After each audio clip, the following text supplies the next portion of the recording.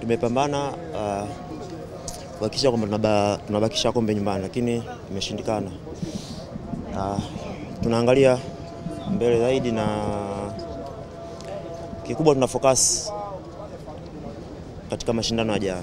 Wewe umekuwepo katika dakika zote za mchezo. Mazingira ya mchezo yalikuwa magumu kiasi gani kufikia kile ambacho mlikuwa mmekipanga?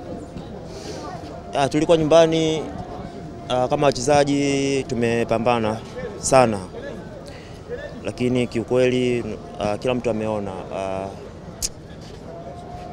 yani sijui nisemeje, lakini kuna vitu ambavyo vimefanyika, unaona kabisa kwamba yani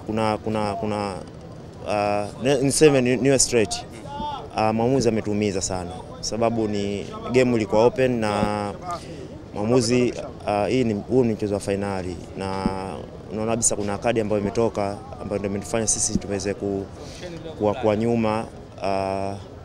Kwa hiyo mwamuzi ameharibu finali, lakini kwa upande wetu kwa tumejiandaa vizuri na game tayari tulikuwa tushaikamata, na tuko naamini kwamba tuko na uwezo wa kusawazisha na tuweza kupata matokeo.